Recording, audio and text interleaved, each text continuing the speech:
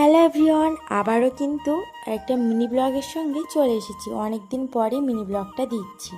আজকে কিন্তু বাড়িতে বানাচ্ছিলাম কাঁচকলার কোপ্তা, তো সেই জন্য ভাবলাম ভিডিওটা একটু তোমাদের মাঝেও শেয়ার করি। জানি না ভিডিওতে ভিউজ কত হবে, ভিউজ তো আমার বেশি হয়ও না, কিন্তু ভিউজের আশায় আমি ভিডিও সত্যি কথা বলতে ছাড়ি না। আমার জাস্ট তোমাদের সঙ্গে শেয়ার করতেই ভালো লাগে। তো এখানে কাঁচকলাগুলো আর আলুটা সেদ্ধ করে নিয়েছি। 5টা কাঁচকলার সাথে নিয়েছি 2টো আলু। তো সেদ্ধ করে নিয়ে এবার এটা কি সুন্দর করে ম্যাশ করে নেব।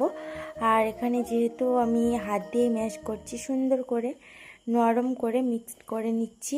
আর এর সাথে কিন্তু কয়েক রকম মশলাও অ্যাড করে নিচ্ছি। এখানে কিন্তু জিরে গুঁড়ো, ধনে গুঁড়ো, হলুদ, তারপরে লঙ্কার গুঁড়ো, আর দিয়ে দিয়েছি বেসন। বেসন ছাড়াও এটা হয় শুধুমাত্র ডাল বাটা দিয়ে, যেমন ধরুন মুগ ডালও হতে পারে, মুসুর ডালও হতে পারে। তো আমি এখানে বেসন ইউজ করেছি। আর তাছাড়া কিন্তু আগেও একবার বানিয়েছিলাম, গত বছরে, আর এবছরে একবার, মানে বছরে একবার করে আমাদের হচ্ছে। তো এখানে সুন্দর করে আমি মেখে নিয়েছি।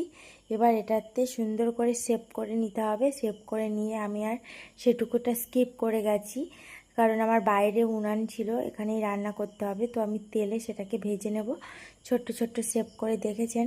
তারপর আমার ভাজা হয়ে যাওয়ার পরে আমি নিয়েছি এখানে তেলে শুকনো লঙ্কা ফোড়ন, আর পেঁয়াজ রসুন বাটা, আদা বাটা, এগুলো সব মশলা কিন্তু অ্যাড করে নিয়েছি। এবার মশলাটা মেখে তারপরে জল দেওয়ার পরে আমার সুন্দর করে ঝোলটাও কিন্তু রেডি হয়ে গেছে। তো কেমন লাগলো আজকের ভিডিওটা অবশ্যই জানাবেন। ভালো লাগলে আরও সুন্দর সুন্দর ভিডিও আমি আপনাদের সঙ্গে শেয়ার করব। আর তোমাদেরকে আমি বন্ধুই ভাবি, তাই তুমিই